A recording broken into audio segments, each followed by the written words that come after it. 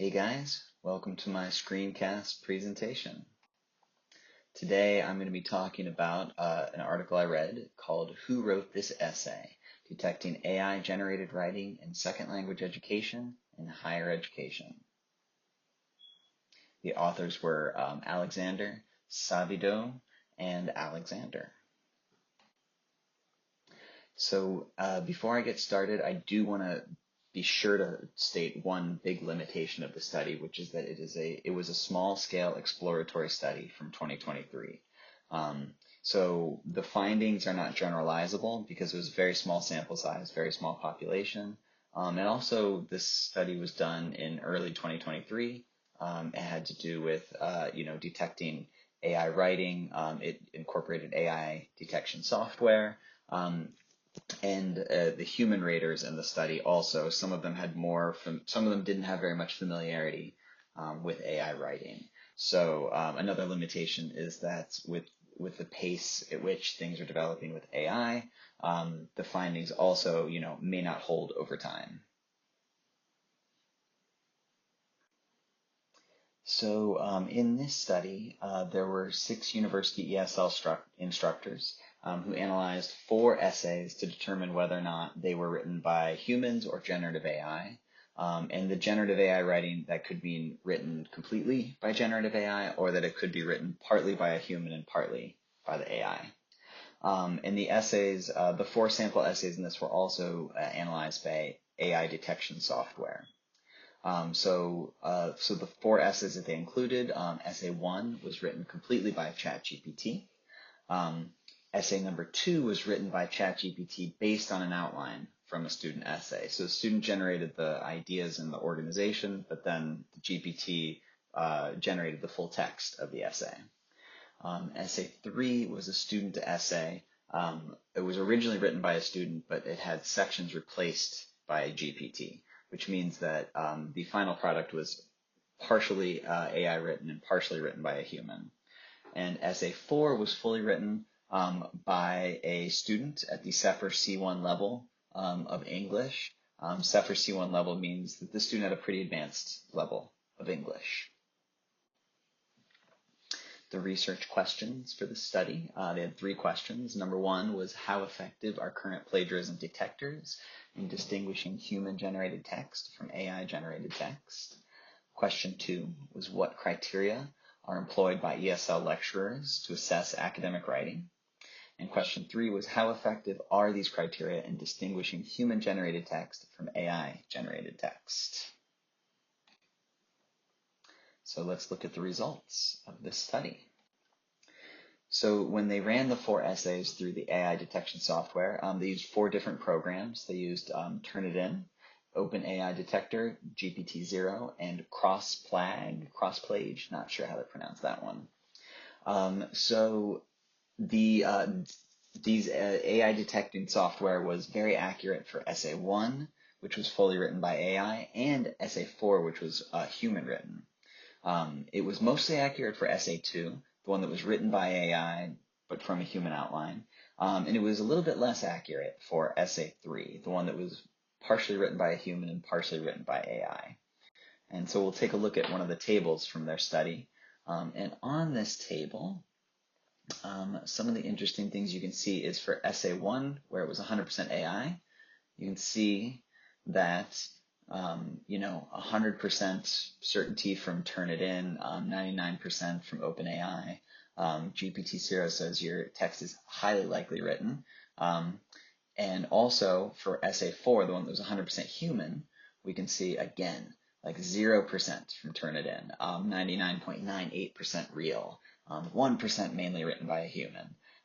So very, very highly accurate results for those 2. Essay 2, the one that was, essentially outlined by a human, but then the text was written by an AI, pretty accurate here. Most of them seem to, with pretty high degrees of certainty, identify that AI was involved in it. Where it got a little bit less certain, a little bit less accurate was the mixed. We have only 12% certainty from Turnitin. Crossplage was almost completely wrong, said mainly written by a human when it was in fact 40% written by AI. And one of them, OpenAI, their detector got stuck. It actually couldn't even complete the prediction for this one.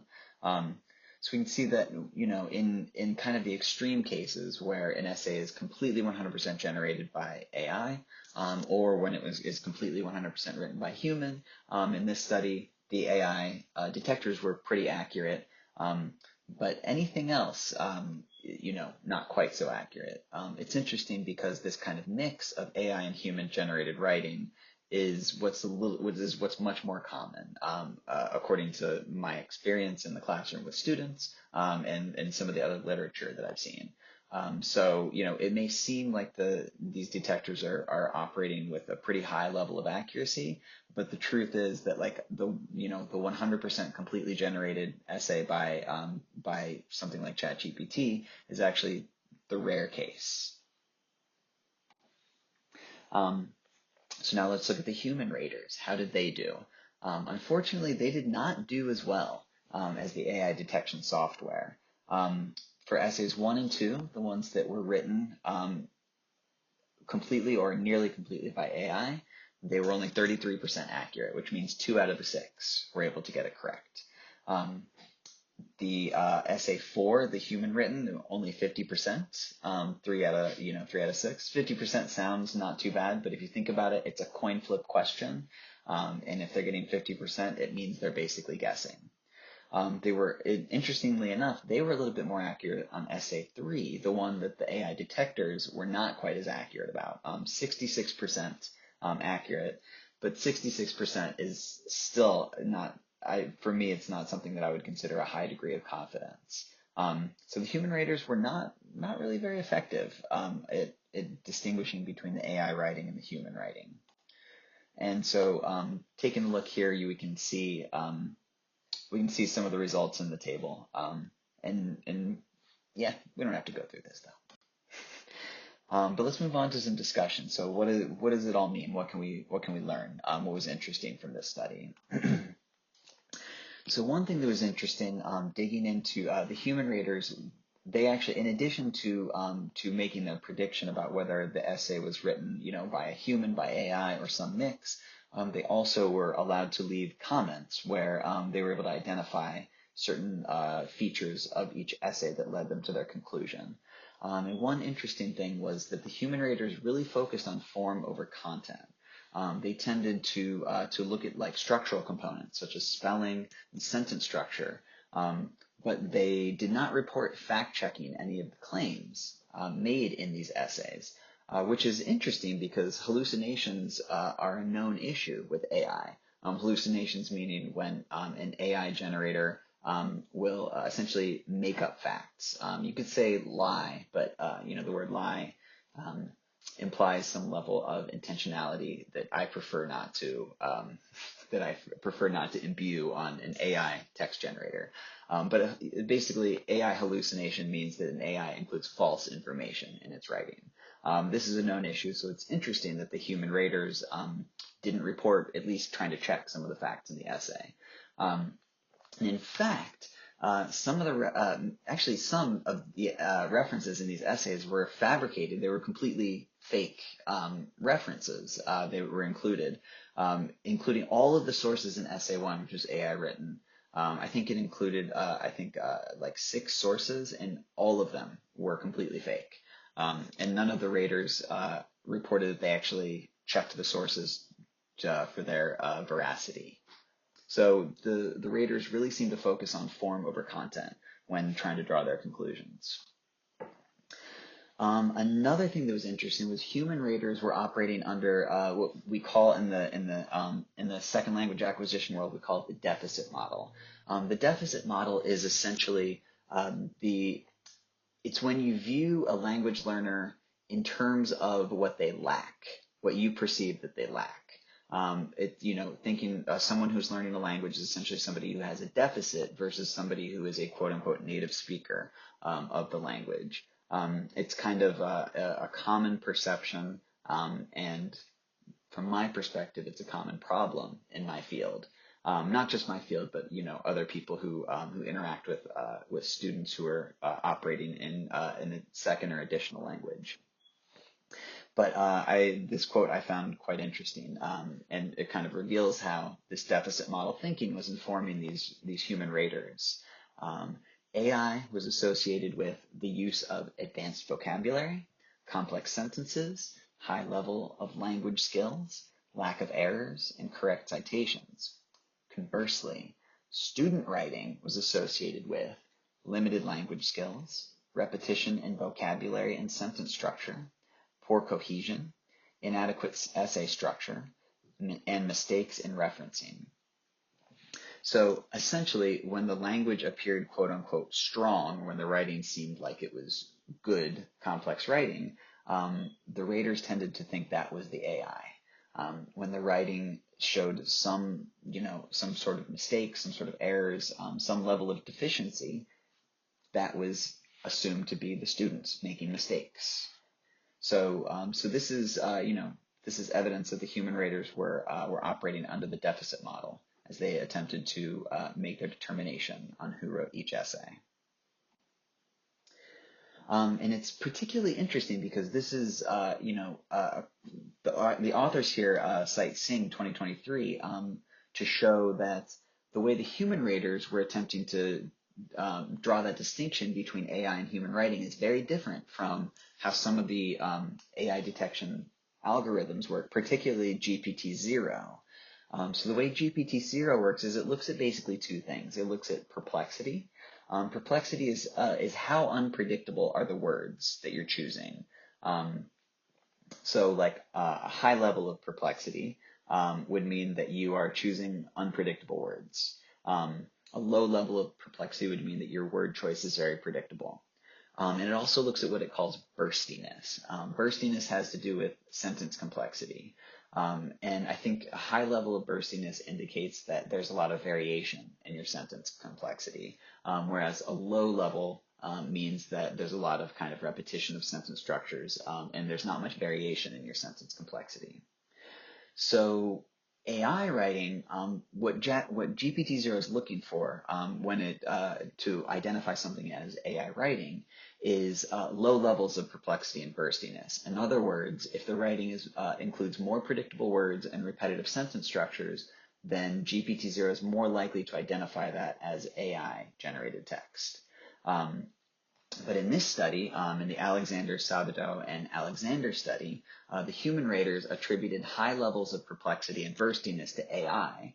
In other words, when they saw, perhaps unpredictable words, or perhaps like less common words, and when they saw a lot of variation in sentence structures, they attributed that to AI.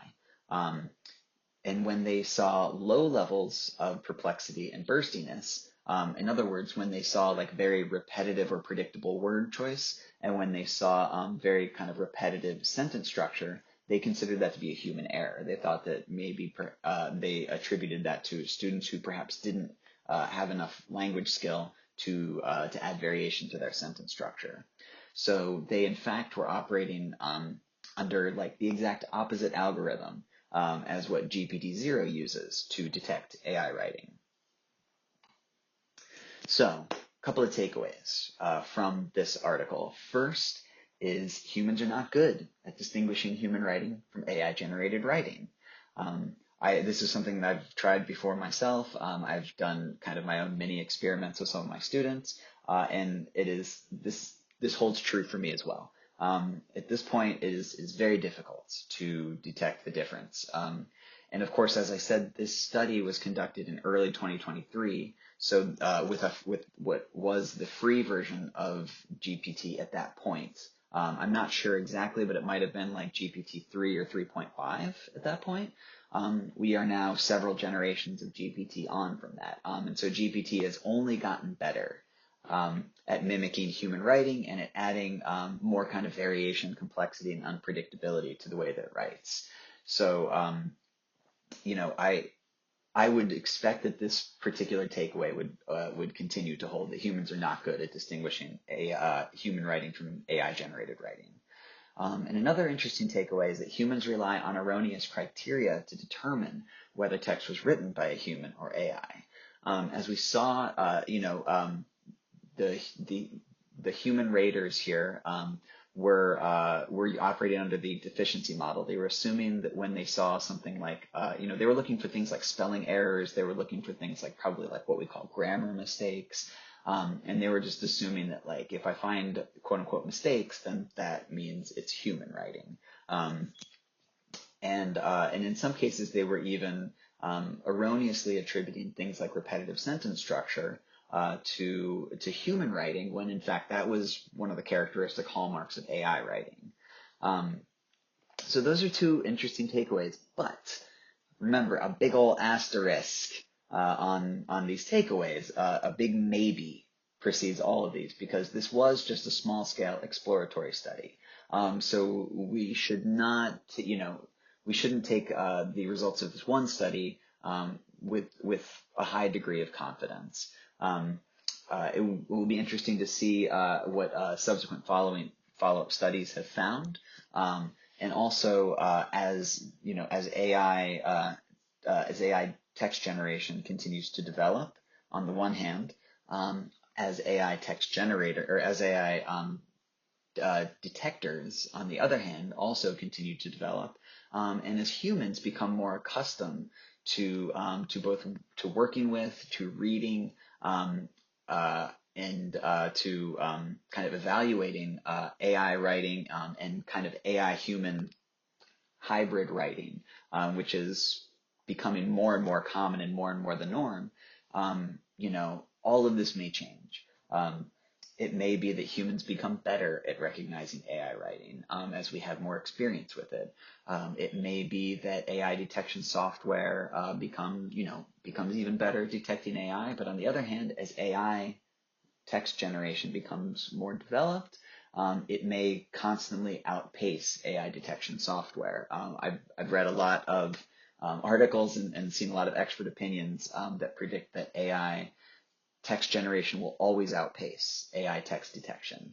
But what I think what is really going to happen more than anything, and what I hope happens more than anything, is we kind of move to a new paradigm where instead of constantly trying to catch people for using AI, and where we kind of view AI, the use of AI text generation solely through the lens of, plagiarism or academic misconduct, we start to recognize that AI text generation is a tool, is a co-writer, is in fact, an extension of our own cognition, and perhaps represents, a model of distributed agency, where humans more and more are using AI, are working kind of hand in hand with AI to develop their writing, and to develop writing that hopefully is clearer, is more concise, is better organized, and is more efficient to write. That we all produce better writing because we've now got this kind of on-call writing assistance. So rather than kind of being stuck in this cycle of trying to catch the AI, I hope we come to kind of just a more nuanced understanding of how AI is going to become a part of our writing process.